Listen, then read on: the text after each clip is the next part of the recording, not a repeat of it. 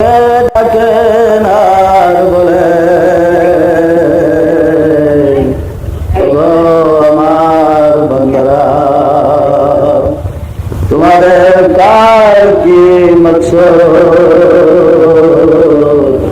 কার কি ফরিয়াদ, কার কি দরখাস্ত, আমি মওলার কাছে ফরিয়াদ জানাই। আমি তোমাদের মকসদ, আমি তোমাদের দরখাস্ত, আমি তোমাদের ফরিয়াদ কবুল করে নেব। তোমাদের মাঝে क्या চল তওবা করি, আমি মাওলার দরবারে তওবা করো। আমি তোমাদের জীবনের গুনাহ মাফ করে নেব। হে আমার বান্দারা, তোমাদের মাঝে কে আছো, গুনাহ মাফ চাইবার এই রহমতের সময় আমি মাওলার কাছে ফিরিয়াদ জানাই। আমি তোমাদের গুনাহ মাফ করে দেব। আমার বান্দারা, তোমাদের মাঝে কে আছো, বিপদে পতিত, আমি মাওলার কাছে ফরিয়াদ জানাই। আমি মাওলা তোমাদের বিপদ দূর করে দেব। আমার বান্দারা, তোমাদের মাঝে কে আছো, আমি মাওলার বন্ধু হতে চাই, আমার আশেক হতে চাই, আমার হতে চাই। এই রহমতের সময় আমি মাওলার কাছে ফরিয়াদ জানাই। আমি তোমাদেরকে আমার ওলি হিসাবে কবুল করে নেব। তাই আমার আশেক ভাইরা, ওগো আমার জানের ভাইরা, এখন আর শুয়ে থাকেন না, উঠেন উঠেন, আমার আপনার মহান দরদি মাওলা আমাদেরকে দয়া করবার জন্য, আমাদের প্রতি রহমত নাজিল করার জন্য আমাকে আপনাদেরকে ডাকতেছেন।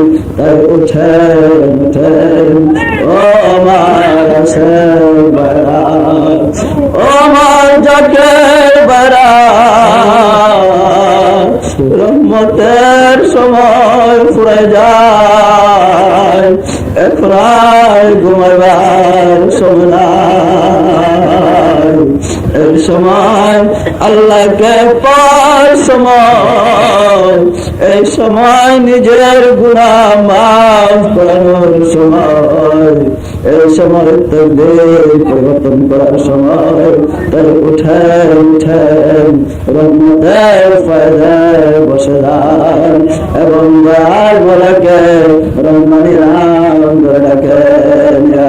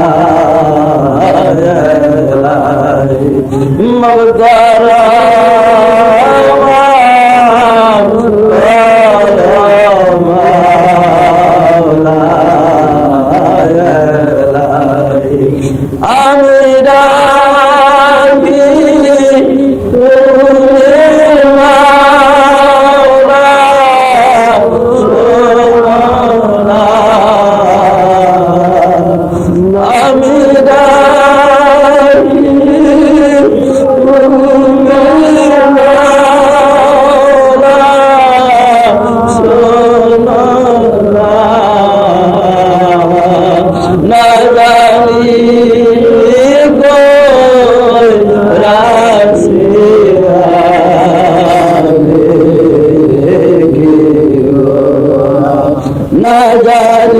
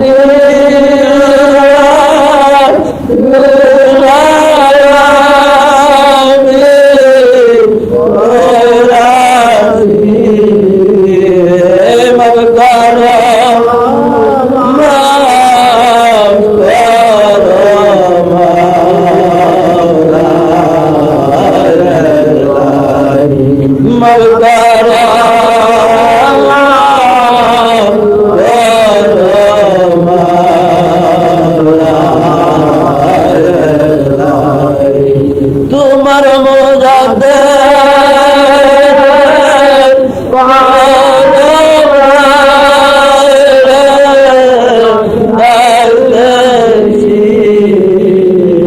আমার দয়াল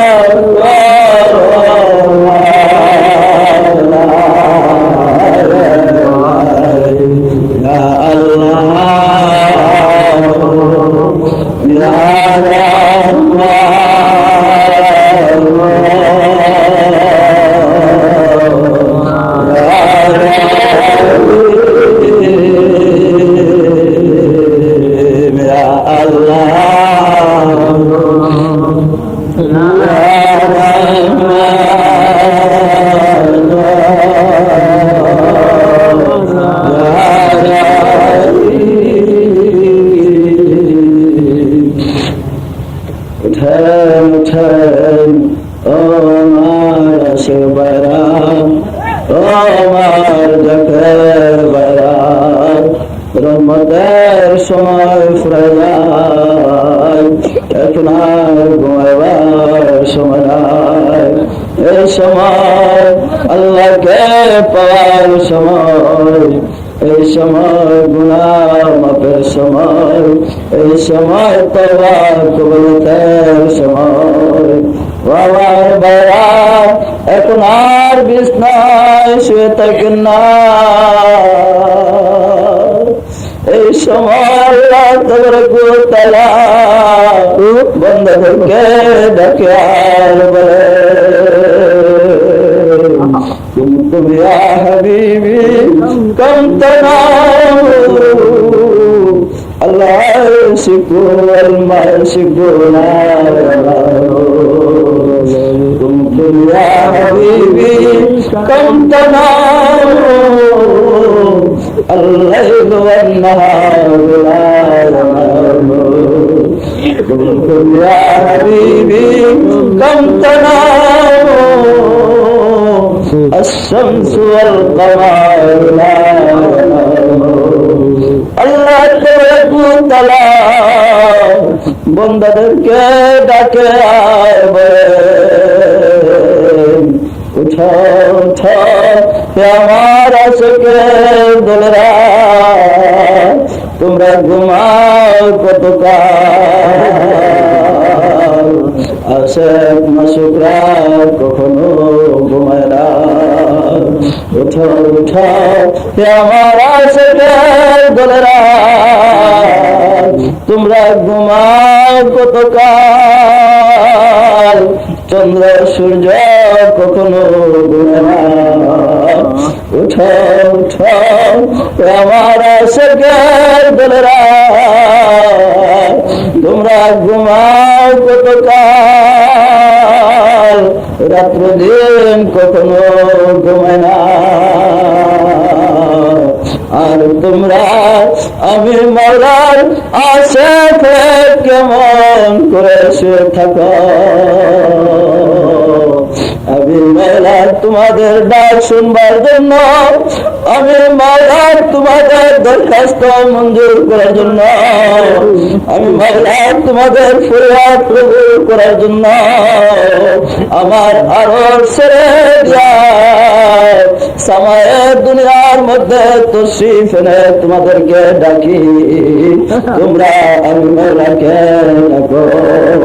তাই ভাইরা উঠে আর ঘুমায় থাকেন না ও আমার ভাইরা। আমার আপনার জন্য এমন একটা গুণের দিন আসতেছে যেদিন চিরগুণ গুয়ে পড়ব,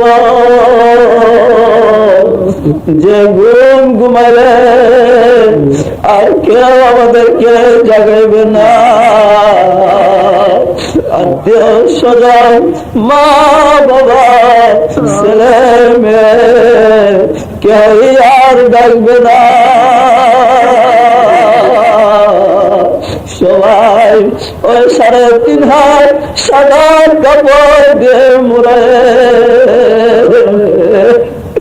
উপরে মাটি নিচে মাটি, ডাইনে মাটি বামে মাটি, শুধু মাটির মধ্যে সব যাবে আর আমাদেরকে কেউ ডাকবে না। ও আমার ভাইরা, সে চিরগুণ ঘুমাইবার আগে কি নিয়ে যে যাব, ওই কি নিয়ে চিরগুণ ঘুমাইব তার জন্য দেখে যায়, তার জন্য প্রস্তুতি নেন ভাইরা। ওই চিরঘুমের জন্য তৈয়ার হবার জন্য, কিছু করার জন্য আরামের বিছনা ছেড়ে, আরামের বিছনা ছেড়ে দিয়ে দয়াল মোলাকে ডাকেন বেড়া। আমার বেড়া যখন আমার আপনার দেহ থেকে রূহ বাহির হয়ে যাবে, আপনাকে হযরত আজরাইল আলাইহিস সালাম ছিনিয়ে নিয়ে যাবে, তখন আমাদের আর কোন দাবি থাকবে না, তখন আমাদের আর কোন দরখাস্ত মঞ্জুর হবে না। তাই চিরঘুম ঘুমাইবার আগে জাগেন ভাইরা, আর শুয়ে থাকেন না, আর শুইবার সময় না।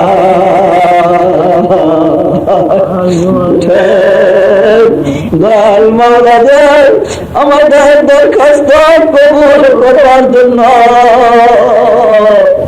আমাদের ফরিয়াদ কবুল করবার জন্য সামায়ে দুনিয়া অর্থাৎ যে আকাশ আমরা দেখতে পাই, সে আকাশে আসিয়া আমাকে আপনাদেরকে ডাকতেছে আর বলতেছে, আমার আশিকের দলেরা তোমরা ঘুমাও কতকাল।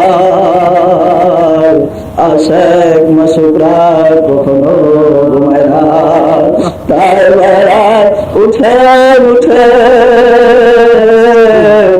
আর ঘুমায় থাকে না। রহমত হয়ে যায়, এখন আর ঘুমাইবার সময় নাই। যে যাহারে ভালোবাসে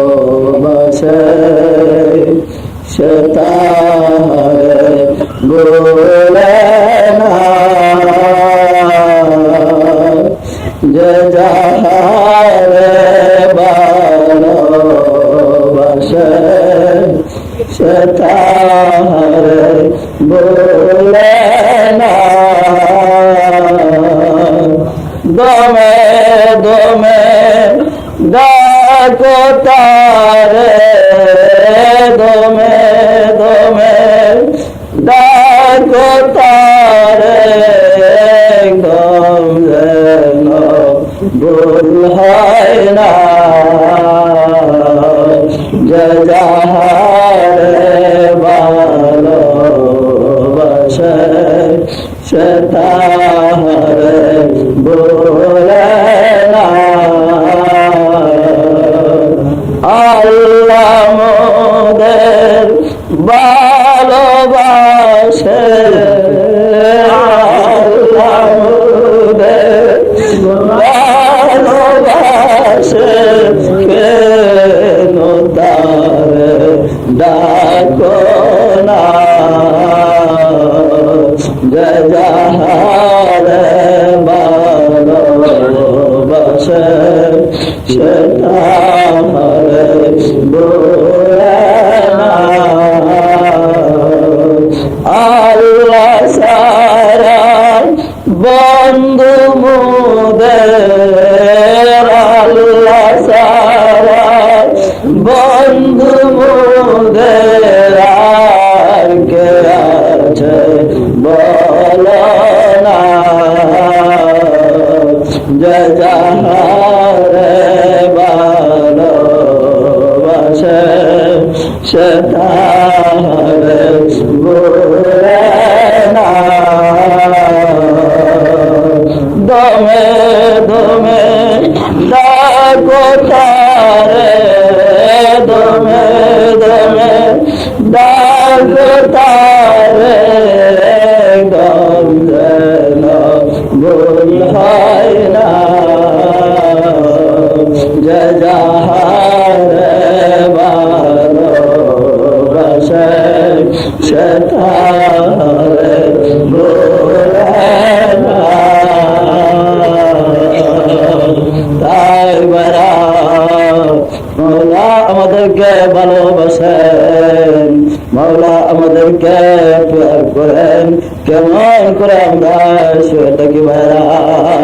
উঠেন উঠেন মৌলাকে পাওয়ার জন্য মৌলা করে বসেন। আমি তোমার কদম পাবো বলে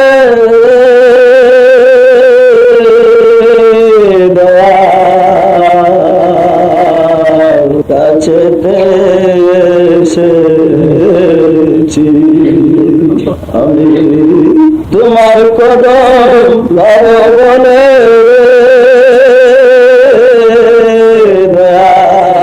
দয়াল কাছেতে এসেছি। না পাই যদি কদম তোমার আমার উপায় হবে কি, না পাই যদি কদম তোমার আমার উপায় হবে কি। আমি তোমার কদম পাবো বলে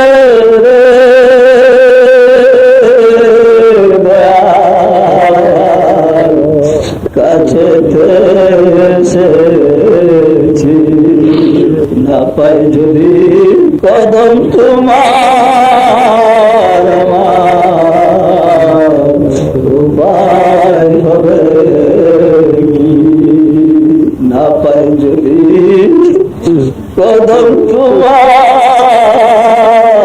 আমার উপায় হবে কি।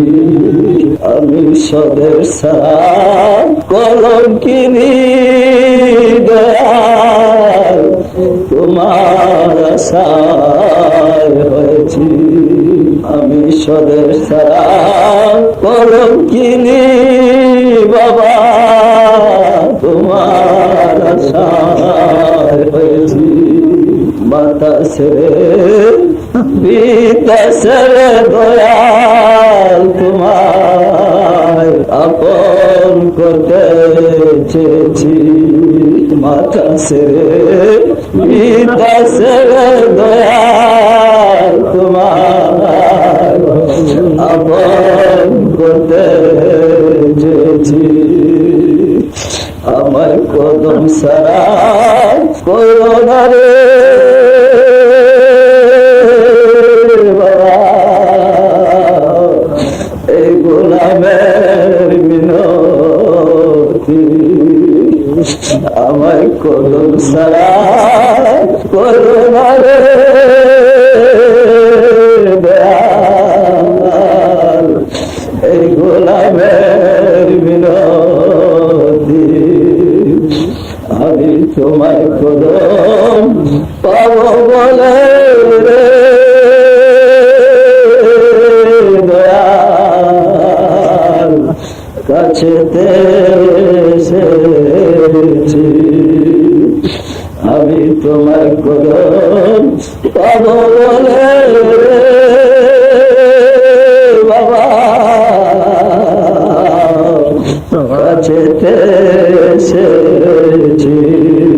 না পাই যদি কদম তোমার আমার উপায় হবে কি, না পাই যদি কদম তোমার আমার উপায় হবে কি, কদম সারা করো না রে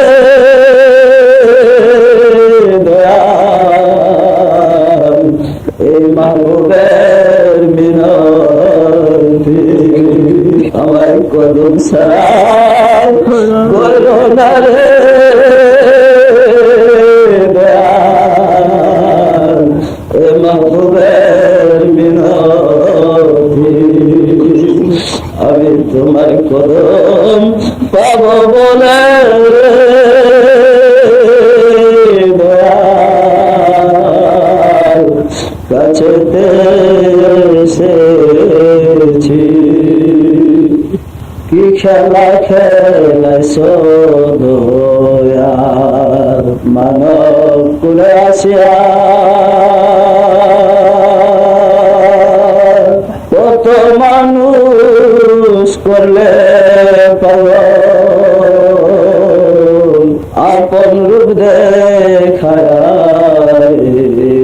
খেলা খেলেছো দয়াল রে, কি খেলা খেলেছো দয়াল, মানব কুলে আসিয়া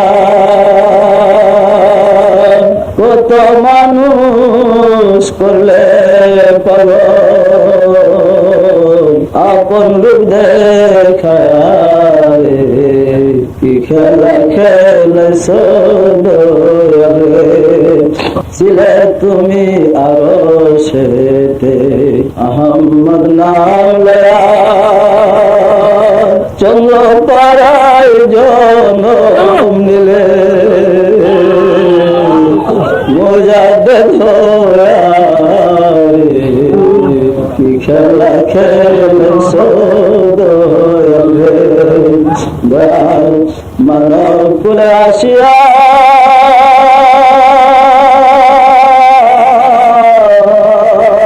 কত মানুষ করলে পাগল, তোমার আপন রূপ দেখায়। কি খেলা খেলেছো দয়াল রে, ছিলে তুমি আরশ আহমদ নাম লয়া, তোমরা পাড়ায় জনম নিলে মোজাদ্দেদ হয়ে।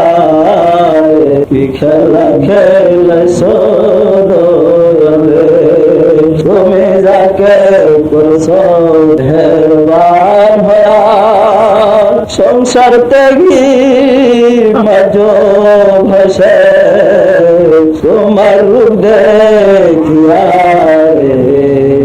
খেলা খেলেছো দয়াল রে, মানব কুলে আসিয়া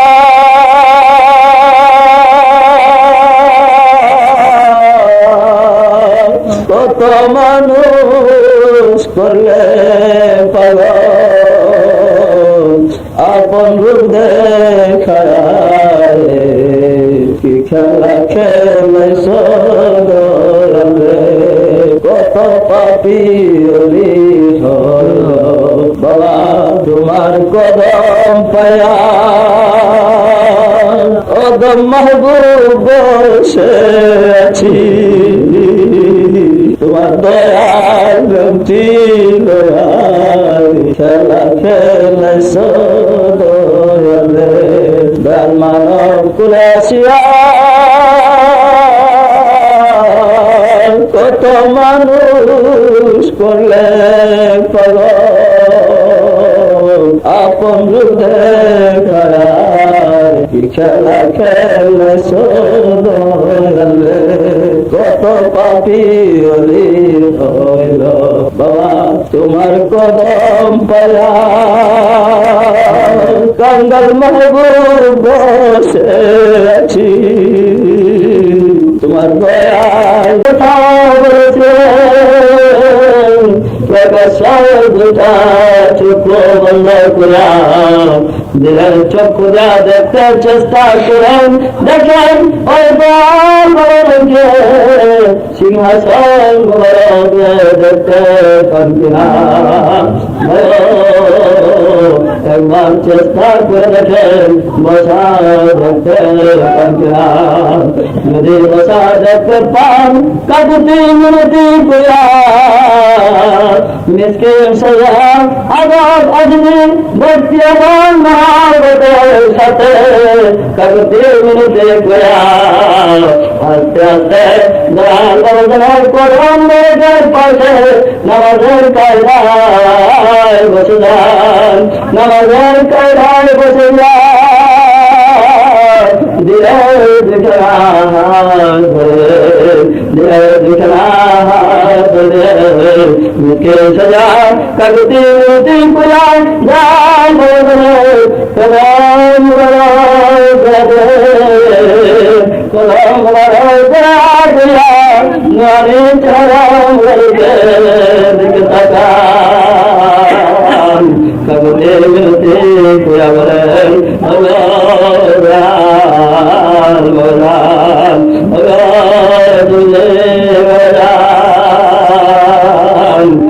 আপনার অলম কাঙ্গাল সুন্দরা নফসের কলম শয়তানের করে পুরা গুনার সবে গেছে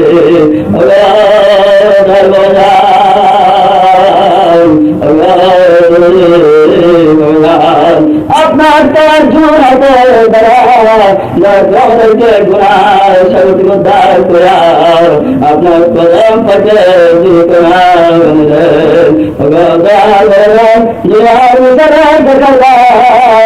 অনেক সময় অবস্থায় পড়ে বাইরের কোথাও উঠে যখন মনে দুঃখ পায় তোমার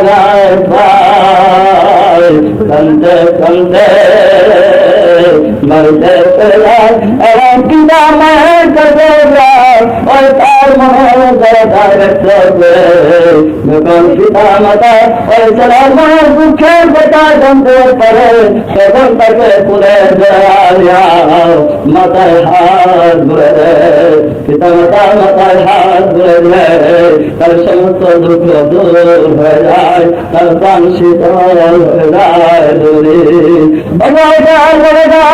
আপনার আপনার জানুন আপনার দান কাঙ্গাল সন্তরা কত যারা কত বেদনা দূর দূরান্ত আপনার প্রদান করতে হাজির হয়েছে আপনার আপনার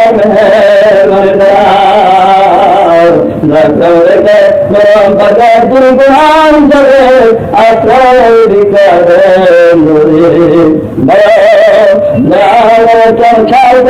जवान मेरे जवान जवान में सके अपने नसीब है मेरा जय सागर अमर पर से लखों लखों से मुदादी महाराज मनुष्य अलग पला पला भगवान चिंता प्राप्त कर तिरता महान कतो महान शक्ति है जल है बुझे तो सिर है चार गुण क्षमा मेरे गुरु महाराज जय गुरु के जमार पुत्र पटियार से विखाल करे चिंता करे पानी निधर मसरा पर्यंत चिंता करे আমি আপনার মুড়ি ধরাম সিদ্ধার্থ পর্যন্ত চিনতে পারাম যেমন গরলে করম নসিবাই চলাম জীবন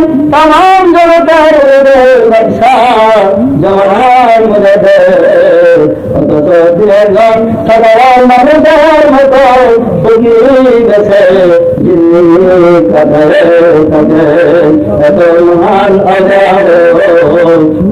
ভগবান ওই একখানা মাধুর একখানা সব মাটি মাটিতে বিষয় বাড়ি তরায় নিজে হাতের মধ্যে মরতাম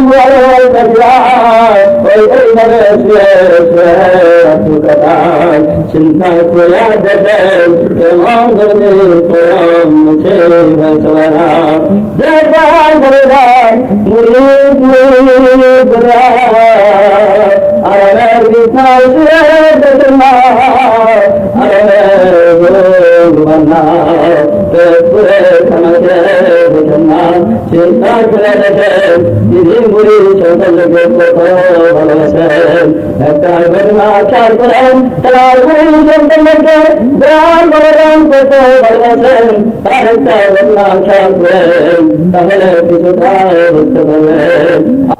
বার আমার মনে নাই কি বার ছিল, তো জোহরের নামাজের শেষের দিকে ইউসুফ মুন্সি নামে হালাদার কান্দির একটা লোক আমার মসজিদের দরবার থেকে 3 মাইল দূরে 1.5-2 মাইল দূরে একটা গ্রাম হালাদার কান্দি, ইউসুফ মুন্সি করে একটা লোকের নাম, এক জাকির। উনি এসে আমার সামনে হুজুর কেবলাকে বলতেছিলেন যে বাবা আমার স্ত্রীর অবস্থা খুবই খারাপ, বাঁচে কিনা সন্দেহ, চরম অবস্থা, আপনি একটু দয়া করেন, এই বাচ্চা কাচ্চা নিয়ে আমি বুড়া বয়সে কই যাব, আমার স্ত্রীরা যদি মরে যায়, বাচ্চারা ছোট ছোট এতিমদের কিনে আমি কোথায় যাব, আপনি একটু দয়া করেন। তো হুজুর বললেন, ওই জবাবটা এইভাবে দিলেন, যান মিয়া পাকশালায় গিয়া খাওয়া দাওয়া করে যান। উনি বলতেছে আমার স্ত্রী মরে যায়, হুজুরে বলতেছে পাকশালায় গিয়া খাওয়া দাওয়া করে যান। সে পিছিয়ে পিছিয়ে ঘুরতেছে, তা আমি ইশারা দিলাম এই মিয়া যান, খাইতে বলছে খাইয়া যান। তো তার স্ত্রী মরে যাচ্ছে, সে কি খেতে পারে? তা আমি বুঝাই বললাম হুকুম দিয়েছিলাম কিছু তাবারও খেয়ে যান। তো উনি গিয়া খাওয়া দাওয়া করে অল্প কিছু পেয়ে আমাকে বললেন যে হুজুর আপনি একটু ব্যবস্থার লোক দিয়ে ব্যবস্থা করে দিন। আমি বললাম ঠিক আছে, আপনি চিন্তা করেন, আমি ব্যবস্থা করে দেবেন। আমাদের দরবার শরীফে কিছু লোক ছিল, ওনারে সলভ করতে পারতেন, জটিল কেস থাকলে বসে ব্যবস্থা করলে আল্লাহ দয়া করে মাফ করে দিতেন। তো এই গ্রুপটাকে আমি বসাইতাম, তো আমাকে মনে বলে দিচ্ছে, আমি বললাম ঠিক আছে সন্ধ্যার সময় ব্যবস্থা করে দেবেন, আপনি যান। উনি চলে গেলেন। যাওয়ার পরে আসরের আজান হলো, হুজুর কেবলা উজু করে মসজিদে এসে বসলেন। আমরাও মসজিদে গিয়ে ঢুকলাম আসরের নামাজ পড়ার জন্য। মসজিদে যখন ঢুকলাম আসরের নামাজ পড়ার জন্য, এমন সময় দৌড়াইতে দৌড়াইতে ওই ইউসুফ মুন্সির ছেলে ছুটে আসলেন। আয়সা মসজিদের দরজায় দাঁড়ায় হুজুর কেবলাকে বলতেছেন যে হুজুর আমার আম্মা ইন্তেকাল করেছে। তখনও তার পিতা বাড়ি গিয়ে পৌঁছে নেই, ওই এখান থেকে রওনা দিছে, দরবার থেকে আসছে তার পিতাকে খবরটা দিতে তার আম্মা ইন্তেকাল করেছে। তো হুজুর কেবলা তখন আমরা জমাতে নামাজ পড়ি নাই, সংবাদটা পাইয়া বারবার বলতেছে লোকটা মরেই গেল, মরেই গেল, বাড়ি অসুবিধা তো এই ছোট ছোট বাচ্চা নিয়ে কি করবে সে। আরেকবার বলতেছে লোকটা মরেই গেল, মানে বারবার বলতেছে। তা আমার একটু সন্দেহ হইলো, মরে গেছে তুই মরে যাওয়াটাই স্বাভাবিক, একটা মানুষ মরবে না, তুমি বারবার বলতেছে কেন মরেই গেল, লোকটার তো বাড়ি অসুবিধা। আমার একটু সন্দেহ হলো যে এরকম কোনোদিন বলতে, এরকম করতে কোনোদিন দেখে নাই, আজকে এরকম বলার কারণ দেখেন আল্লাহর সাথে যোগাযোগ থাকলে লাভ কি। বারবার বলার পর একসময় আমাকে বলেন এখনো নামাজ শুরু হয় নাই, নামাজের আগে উনি গল্প করতেছিলেন। একবার আমার বললেন, মাহবুব মিয়া এক কাজ করেন, আয়সা যখন খবর দিয়ে গেছে নামাজ পড়াবার জন্য, মানে মারা গেছে, তো যাই নামাজ পড়ার জন্য, জানাজা দেওয়ার জন্য আমাদের এখান থেকে একজন লোক পাঠিয়ে দেন। আমাকে নির্দেশ করলেন। তো মোহসেন কারি করে নাম আমাদের একজন ওই লোক ছিলেন, মোহসেন কারি সাহেব। আমি ওনাকে বললাম, কারি সাহেব আপনি ওনার জানাজা দেওয়ার জন্য চলে যান।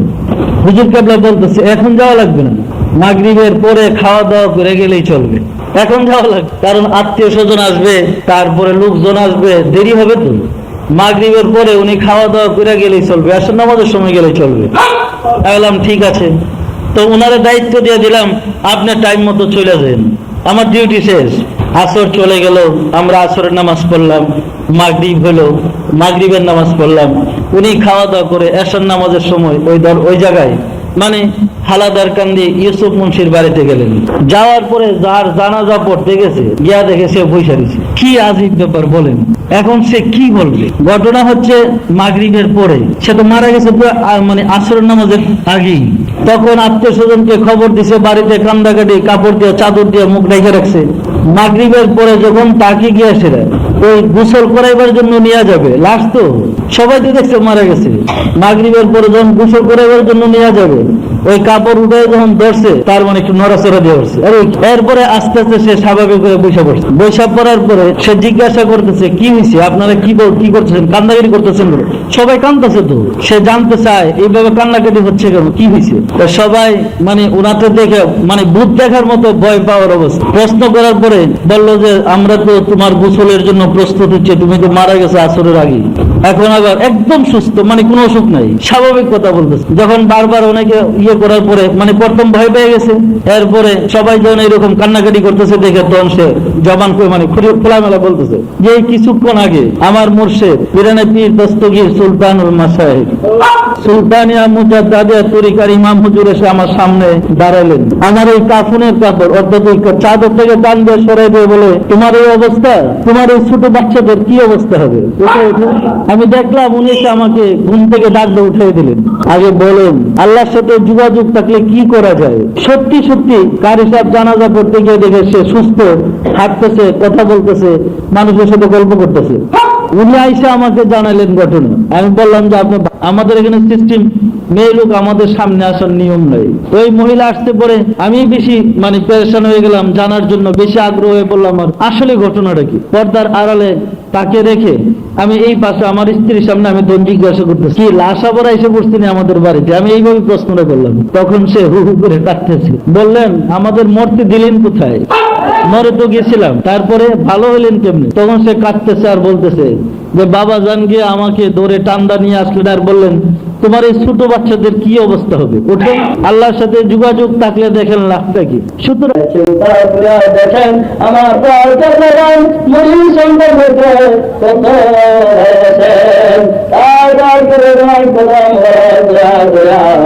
মিসকিন সাদা করতে আমাদের মাতার দিয়ে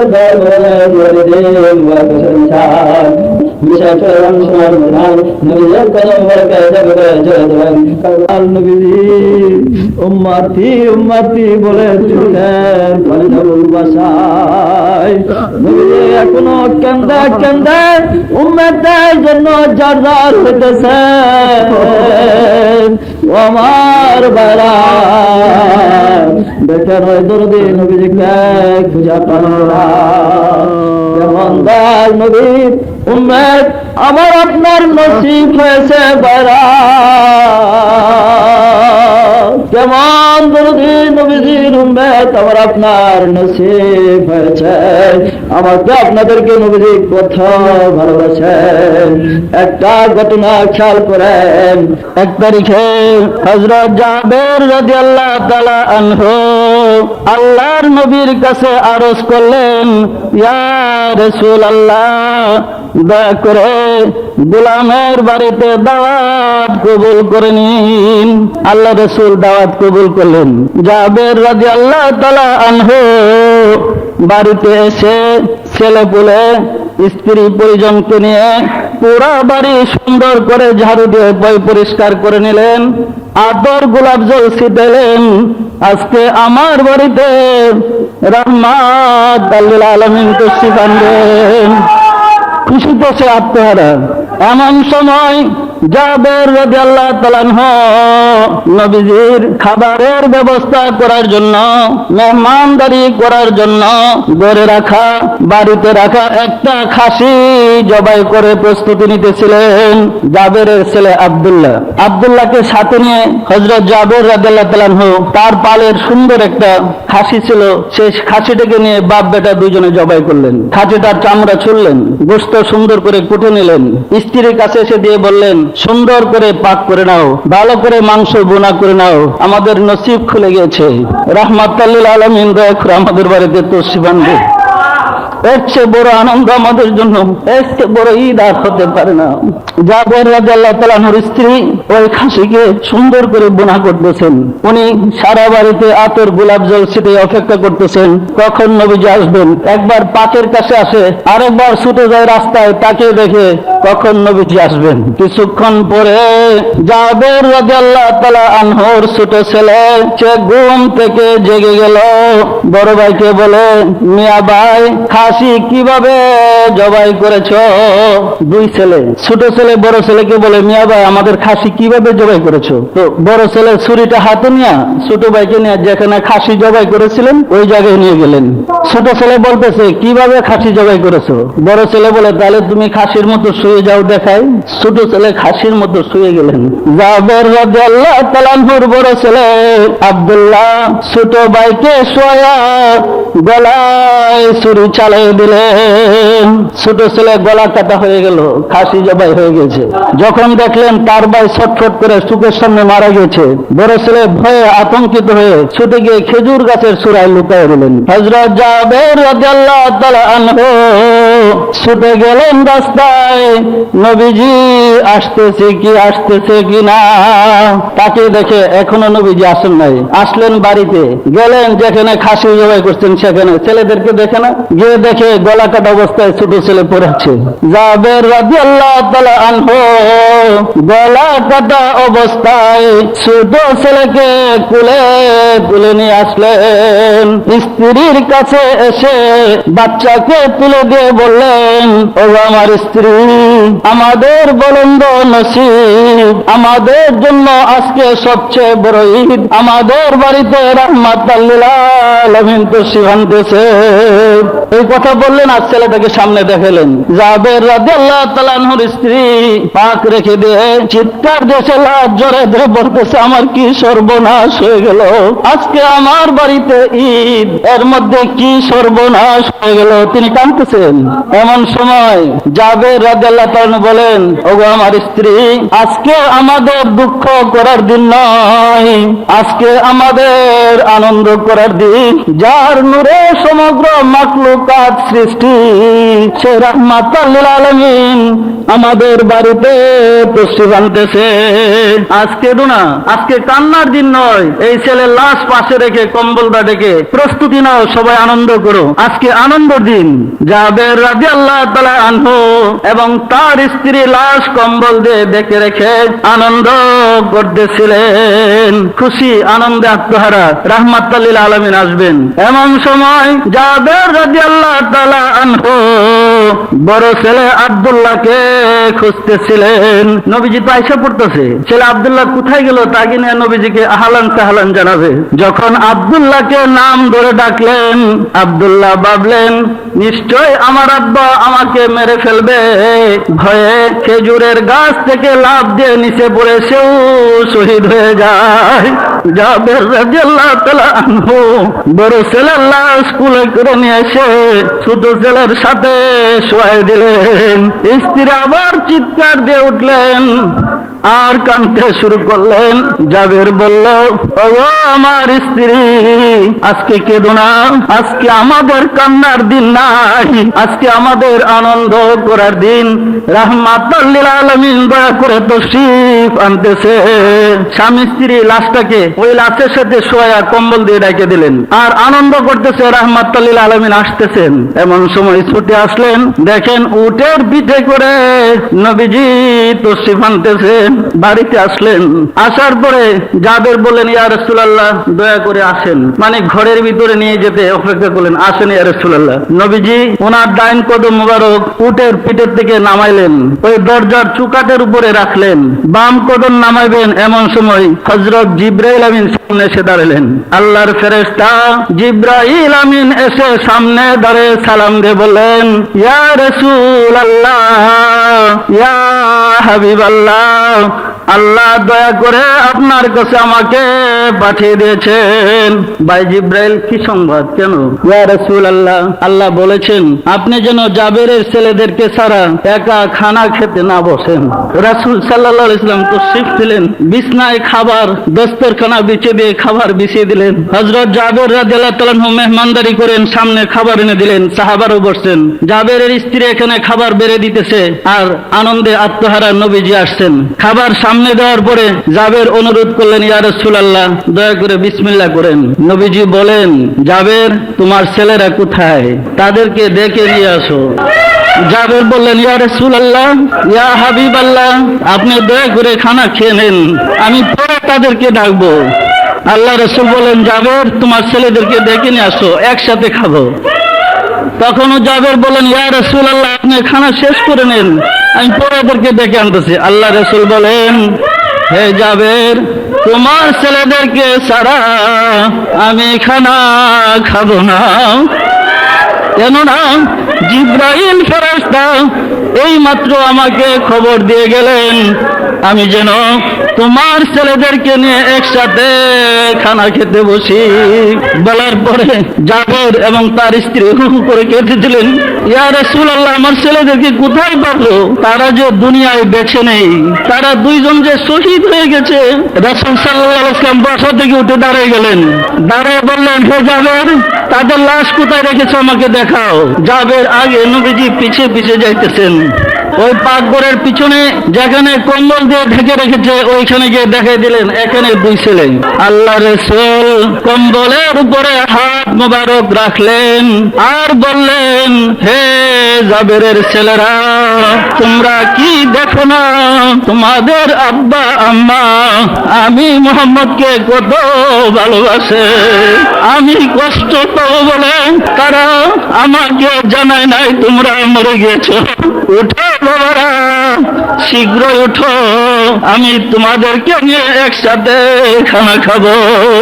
নবীজি কম্বল সরে যখন ডাক দিলেন, দুই ছেলে লাফ দিয়ে নবীজির দুই কদম মুবারকে জড়িয়ে ধরলেন।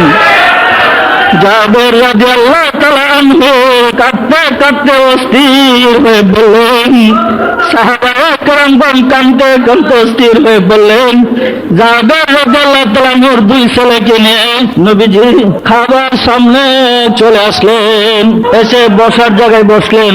সবার সামনে খাবার। রাসূল বললেন, বাবারা তোমরাও খাও আমার সাথে। একসাথে জাবেরের ছেলেদেরকে নিয়ে সাহাবায়ে কেরামদেরকে নবীজি খেতে শুরু করলেন।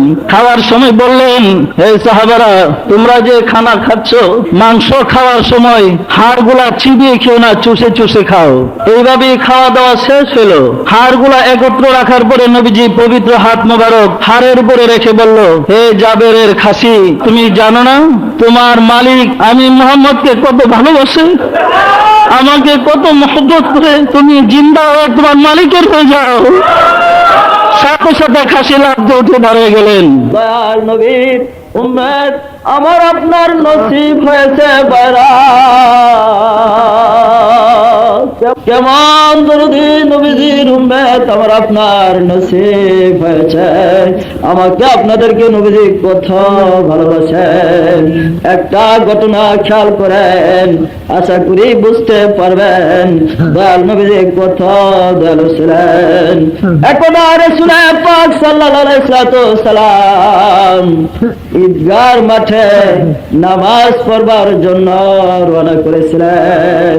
নামাজ পড়তে রওনা করিয়া রাস্তায় বাহির হয়ে মনে পড়ল কলিজার টুকরা নয়নের পুতলি হাসান হুসাইন রাদিয়াল্লাহু তাআলা আনহুমার কথা মনে পড়ার সঙ্গে সঙ্গে রাসূল পাক সাল্লাল্লাহু আলাইহি সাল্লাম মা ফাতেমা রাদিয়াল্লাহু তাআলা আনহার বাড়িতে তশরিফ নিলেন। ওইখানে গিয়ে হাসান হুসাইন রাদিয়াল্লাহু তাআলা আনহুমাকে ডাকলেন। হাসান হুসাইন রাদিয়াল্লাহু তাআলা আনহুমা লাফায়া কুলে বসিয়া দুইজনে নবীজির গাল মুবারকে চেহারা মুবারকে চুমু খাইতেছে।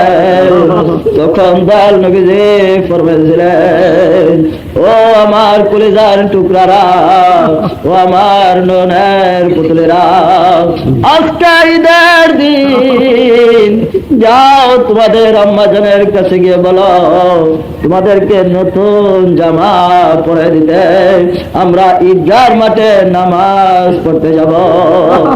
এই কথা শুনিয়া হাসান হুসাইন রাদিয়াল্লাহু তাআলা আনহুমা মা ফাতেমা রাদিয়াল্লাহু তাআলা আনহার খেদমতে গিয়ে হাজির হয়ে ফরিয়াদ করেছিলেন, ওগো আম্মাজান, ওগো আম্মাজান, নানা জান ঈদগার মাঠে নামাজ পড়বার জন্য যাইতেছে, আমাদেরকে দয়া করে নতুন জামা কাপড় দেন, আমরা নানা জানের সাথে মাঠে নামাজ পড়তে যাব। দুই ছেলে দুই ব্যক্তিকে যখন মা ফাতেমা রাদিয়াল্লাহু তাআলা আনহাকে জড়া ধরিয়া জামার জন্য দরখাস্ত করেছে, মা ফাতেমা রাদিয়াল্লাহু তাআলা আনহা দুই চোখের পানি দিয়া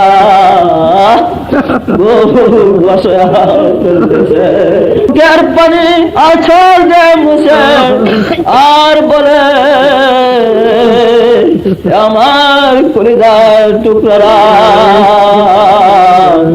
আমার নয়নের পুতলিরা, আমি কোথা হতে তোমাদের জামা কাপড় দেব? আমার ঘরে যে এমন কোন সম্বল নাই, এমন কোন ব্যবস্থা নাই, তোমাদেরকে কোথা হতে জামার ব্যবস্থা করে দেব? বাবারা যাও যাও, তোমরা দয়াল নবীজি তোমাদের নানা জানের কাছে গিয়ে বলো, তিনি ইহ পরকালের বাদশাহ, তিনি যেন তোমাদের জামার ব্যবস্থা করে দেন। হাসান হুসাইন রাদিয়াল্লাহু তাআলা আনহুমা দৌড়ায় রাসূল পাক সাল্লাল্লাহু আলাইহি ওয়াসাল্লামের কদম মুবারকে হাজির হয়ে ফরিয়াদ জানালেন, ও দয়াল নানা জান, আমাদের নতুন জামা কাপড় কিনে দেন। আমি জানের কাছে বলার সঙ্গে সঙ্গে আমি যা মুখের পানিটা বুক বসাইতেছে, আপনার কাছে পাঠিয়ে দিয়েছে। আপনি আমাদের, আপনি ইহ পরকালের বাদশাহ, আপনি দয়া করে আমাদেরকে নতুন জামা কিনে দেন। রাসূল পাক সাল্লাল্লাহু আলাইহি ওয়াসাল্লাম যখন কলিজার টুকরারা নতুন জামা কাপড় চেয়েছে, তখন বসে বসে ভাবতেছে, কোথা হতে হাসান হুসেনের জামার ব্যবস্থা করব? আমার কাছে তো কোনো পয়সা নাই, আমি কিভাবে ব্যবস্থা করি? এই নিয়ে নবী পাক সাল্লাল্লাহু আলাইহি ওয়াসাল্লাম ভাবতেছিলেন। এমন সময় হযরত জিব্রাইল আলাইহিস সালামকে আল্লাহ তাবারক ওয়া তাআলা পাঠিয়ে দিয়ে বললেন, যাও যাও জিব্রাইল, আমার বন্ধু কিসের জন্য চিন্তা করতেছে, আমার বন্ধুকে বলো সে কি চায়। হযরত জিব্রাইল আলাইহিস সালাম সালাম দিয়ে বলে, আসসালামু আলাইকা ইয়া রাসূলুল্লাহ, ইয়া হাবিবাল্লাহ, আপনি কিসের জন্য ভাবতেছেন? আল্লাহ আমাকে আপনার নিকটে পাঠিয়েছেন। রাসূল পাক সাল্লাল্লাহু আলাইহি ওয়াসাল্লাম তখনই ফরমাইছিলেন, ও ভাই জিব্রাইল, হাসান হুসাইন জামা কাপড়ের জন্য চিন্তা করতেছেন। তাই জিব্রাইল আলাইহিস সালাম ফরমালেন, ইয়া রাসূলুল্লাহ, ইয়া হাবিবাল্লাহ, আপনার চিন্তিত হইবার কারণ নেই, এক্ষুনি আমি তাদের জামা কাপড়ের ব্যবস্থা করতেছি। সঙ্গে সঙ্গে বেহেশত হইতে দুইজনের জন্য দুইটা জামা কাপড় নিয়ে চলে আসলেন। একখানা সবুজ আর একখানা কালো, দুইখানা জামা নিয়ে আসলেন। হাসান রাদিয়াল্লাহু তাআলা আনহু সবুজ জামাখানা নিয়ে নিলেন, আর হুসাইন রাদিয়াল্লাহু তাআলা আনহু বলে, আমি কালো জামা নেব না, আমাকে লাল জামা কিনে দিতে হবে, লাল জামা এনে দিতে হবে। এই কথা শুনে হযরত জিবরাইল আলাইহিস সালাম সঙ্গে সঙ্গে লাল জামা এনে দিলেন। তারা নতুন কাপড় পরিয়া নবীজির সঙ্গে ঈদগার মাঠে নামাজ পড়তে গেলেন। নামাজ শেষ করিয়া বাড়ি ফিরিয়া নবীজি হুজরা বা তাদের বাড়িতে বসে বসে ভাবতেছিলেন, আল্লাহ তাবারক ওয়া তাআলা লাল এবং সবুজ জামা কেন পাঠালেন। এমন সময় হযরত জিব্রাইল আলাইহিস সালাম একখানা নূরের খাতা আর একখানা নূরের কলম নিয়ে সামনে তশরিফ আনলেন। সালাম দিয়ে বলে, আসসালামু আলাইকা ইয়া রাসূলুল্লাহ, ইয়া হাবিবাল্লাহ, আপনি আপনার গুনাহগার উম্মতের নাজাত চান নাকি আপনার কলিজার টুকরা পুত্রে হাসান হুসাইনকে চান? রাসূল পাক সাল্লাল্লাহু আলাইহি ওয়াসাল্লাম জবাব দিলেন, আমি আমার কলিজার টুকরা নয়নের পুতলিদের দিকে তাকাই না, আমি চাই কেমন করে আমার গুনাহগার উম্মতকে নাজাত করা যাবে। তখন জিবরাইল আলাইহিস সালাম বললেন, ইয়া রাসূলুল্লাহ, ইয়া হাবিবাল্লাহ, দয়া করে খাতায় দস্তখত করে দেন। রাসূল পাক সাল্লাল্লাহু আলাইহি সাল্লাম ওই মোহরের আংটি দিয়া ওইখানে দস্তখত করে দিলেন।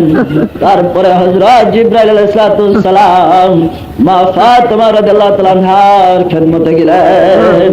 গিয়ে বললেন, ওগো ফাতেমা, আপনি আপনার আব্বাজানের গুনাহগার উম্মতের নাজাত চান নাকি ওই আপনার কলিজার টুকরা নয়নের পুত্র হাসান হুসাইনকে চান?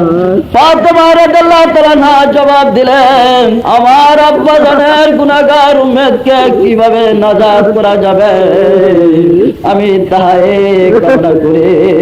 তখন ওই জিবরাইল আলাইহিস সালাম ফাতেমা রাদিয়াল্লাহু তাআলা আনহার দস্তখত নিলেন। তারপরে হযরত আলী কারিমুল্লাহ ওয়াজহুর সামনে গিয়ে হাজির হয়ে বলেন, ইয়া আলী কারিমুল্লাহ ওয়াজহু, আপনি আপনার কলিজার টুকরাদেরকে চান নাকি আপনার রাসূল, আপনার নবী, আপনার রাসূলের গুনাহগার উম্মতের নাজাত চান? হযরত আলী কারিমুল্লাহ ওয়াজহু ওই তেনাদের মতো জবাব দিলেন। জিবরাইল আলাইহিস সালাম সামনে খাতা ধরে বললেন, এইখানে দস্তখত করে দেন। হযরত আলী কারিমুল্লাহ ওয়াজহু কলম হাতে নিয়ে যখন দস্তখত করতেছিলেন, এমন সময় রাসূল পাক সাল্লাল্লাহু আলাইহি ওয়াসাল্লাম ঠিক লাগতে পারেন না। রাসূল পাক সাল্লাল্লাহু আলাইহি সালাম আর কান্নাকে থামায়া রাখতে পারেন না। নবীজি ওয়াজার নয়নে কাঁদতে শুরু করলেন।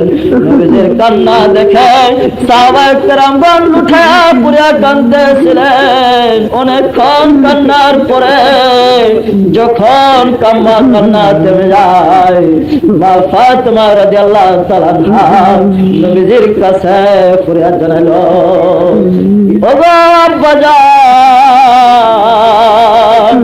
আমরা দস্তখত করার পরে আমার স্বামী যখন দস্তখত করে তখন আপনি কেন এমন ভাবে কাঁদতেছেন? আপনার কি হয়েছে?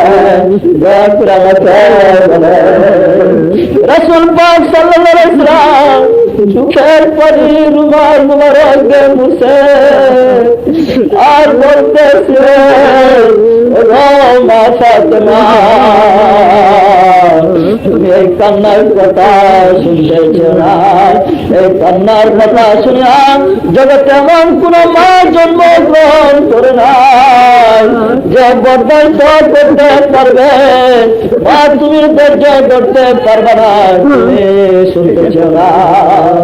ফাতেমা রাদিয়াল্লাহু তাআলা ফরমান, ওগো আব্বাজান, সে ইতিহাস যত কঠিন বা ভয়াবহ হোক না কেন, আপনি দয়া করে বলেন, আপনি দেখবেন অবশ্যই সাবেন নিশ্চয় আমি একটা করব।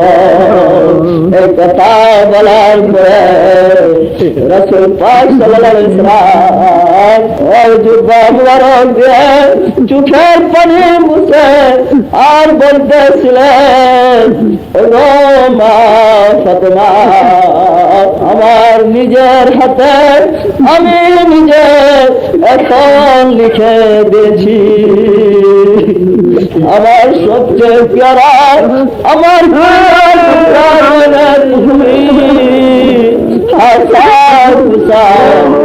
এবং হযরত আলী ওই ইমাম বংশকে নিষ্ঠুর ভাবে শহীদ করা হবে। হাসানকে কারবালার প্রান্তরে এবং হাসানকে বিষ দেবে এবং হযরত আলীকে তীরের দ্বারা এইভাবে তাদেরকে শহীদ করা হবে।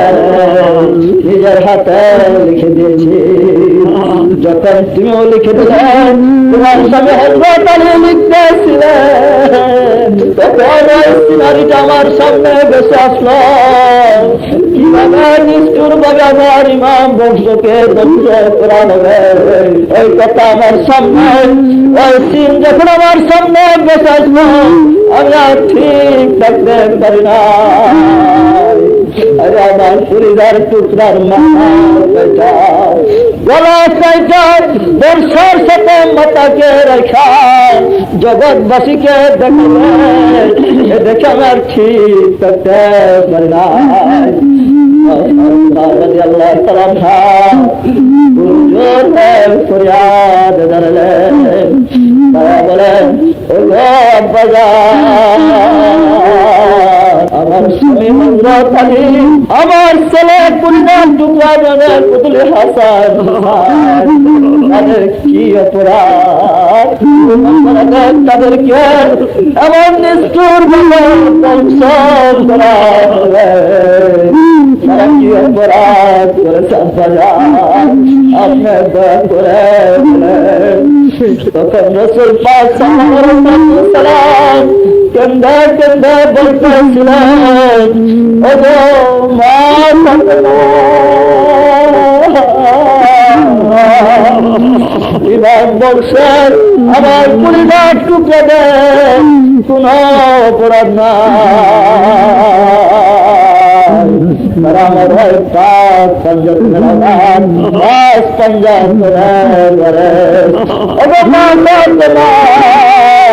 কাল কিয়ামতের দিন আমার গুনাহগার উম্মতের গুনাহ মাফ পাইবার যখন আর কোন সিলাত পাইব না, কোন সিলাত গুনাহগার উম্মতের সুপারিশ করব। ঠিক ওই সময় হযরত হুসাইন রাদিয়াল্লাহু তাআলা ওই রক্তাক্ত জামাত অবস্থায় গলা কাটা অবস্থায় হযরত আলী কারিমুল্লাহ ওয়াজহ শহীদ অবস্থায় হাসান রাদিয়াল্লাহু তাআলা শহীদ অবস্থায় আল্লাহর হুজুরে দাঁড়িয়ে যাবে। আল্লাহর হুজুরে যখন দাঁড়িয়ে যাবে আমি মুহাম্মদুর রাসূলুল্লাহ সাল্লাল্লাহু আলাইহি ওয়াসাল্লাম কাঁদব আর বলবো আমার গুনাহগার উম্মতকে নাজাত দেওয়ার জন্য, আমার গুনাহগার উম্মতকে সুপারিশ করার জন্য, আমার গুনাহগার উম্মতকে মাফ করার জন্য আমার পরিবার টুকরাদেরকে এইভাবে তোমার রাস্তায় শহীদ করে দিয়েছি। তাদের শহীদের বিনিময়ে আমার গুনাহগার উম্মতদেরকে নাজাত করে দাও, তাদেরকে মাফ করে দাও। তাই বাইরে চিন্তা করে দেখেন আমাকে আপনাদেরকে দয়াল নবীজি কত ভালোবাসেন। হাদিস শরীফ আছে রাসূল পাক সাল্লাল্লাহু আলাইহি ওয়াসাল্লাম ফরমায়েছেন আমার কোন আল্লাহর কোন বান্দা আমার কোন মেয়ে যদি রাসূল পাক সাল্লাল্লাহু আলাইহি ওয়াসাল্লামের কথা স্মরণ করিয়া মাসির মাথা পরিমাণ পানি বাহির করে তার জন্য দুজকের আগুন হারাম হয়ে যায়, আমি আমার সুপারিশ করা তার জন্য তাই বাইরে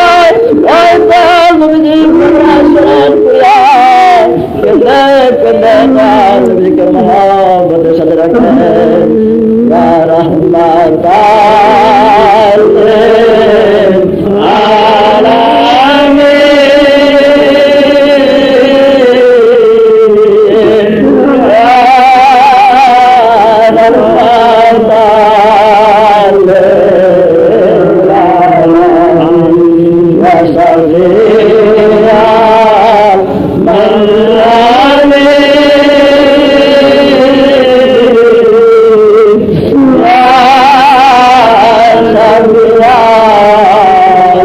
পাক সাল্লাল্লাহু আলাইহি ওয়াসাল্লামের দিকরা নূরের জ্যোতি মুবারক দিকরা জ্যোতি মুবারকের জন্য আরশে আল্লাহ 70,000 বছর পর্যন্ত কেন্দ্রে হাজার হয়েছিলেন। ওই দিকরা জ্যোতি মুবারক দিকরা একখানা দিলের মাথায় টুপি পরেন আর একখানা দিলের গলায় ঝুলান, আজিজের গামছা যা জ্যোতি মুবারক গলায় বাঁধেন। আল্লাহর হুজুরে হাজির হয়ে বলেন আল্লাহ দয়াল মাওলানা খুদা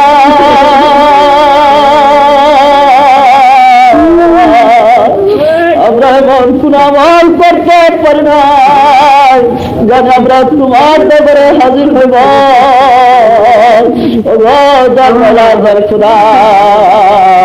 তোমার দুষ্টের জ্যোতি মুবারক বিজ্ঞান যেমন চুম্বন করিয়া আমরা তোমার দরবারে এসেছি। তোমার বন্ধুর জ্যোতি মুবারকের সিলাই আমাদের জীবনের পুরা কথা মাফ করিয়া আমাদেরকে গিনসিদ রহমতের ফায়দ দিলাও। এগুলো কেন্দ্রে কেন্দ্রে রাখেন ইয়া আল্লাহ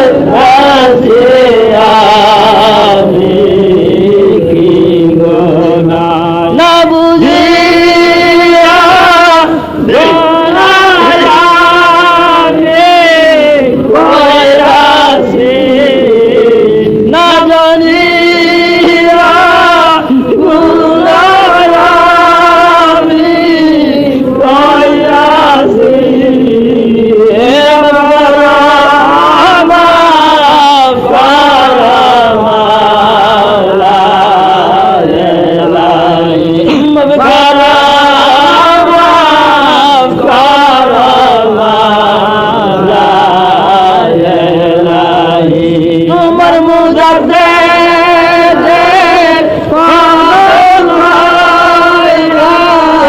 ডাকতেছি তোমার মুজাদ্দিদ কারণ গায়রা ডাকতেছি মাগরা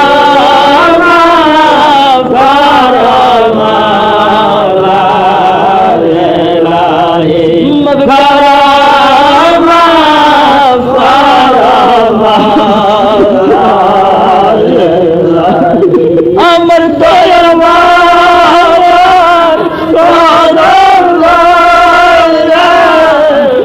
ডাকতেছি আমার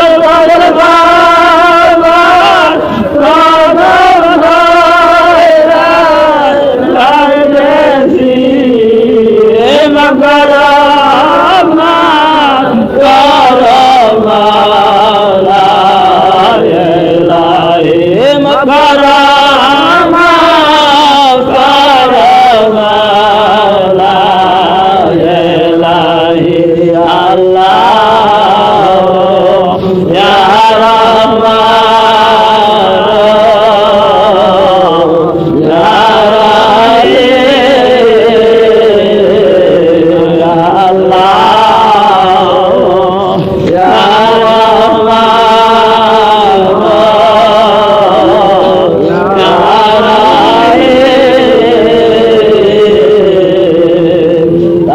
খেয়াল করেন রহমতের ফয়েজ আল্লাহ তাবারক ওয়া তাআলার কোতালে দেয় রাসূল পাক সাল্লাল্লাহু আলাইহি ওয়াসাল্লামের সিনামুর ফিয়াত আমাদের দয়াল মুজাদ্দিদ আল ফয়সালী রাহমাতুল্লাহ আলাইহি সিনামুর ফিয়াত এই তরিকার প্রেরণাবিদার সিনামুর ফিয়াত বর্তমান জামানার মুজাদ্দিদ আমাদের দয়াল বাবাজানের দিল মুবারকের নালা হায়াত রহমতের ফয়েজ আমাদের দিলে পড়তেছে খেয়াল করেন রহমতের ফয়েজ আমাদের দিলে পড়িয়া আমাদের দিল আল্লাহর রহমতে ভরপুর হইতেছে আমাদের প্রতি আল্লাহর খাস রহমত নাযিল হইতেছে খেয়াল করেন যার জ্বলিত ভাই সবক সেখানে রহমতের ফয়েজ পড়িয়া আল্লাহ আল্লাহ আল্লাহ আল্লাহ আল্লাহ আল্লাহ আল্লাহ আল্লাহ আল্লাহ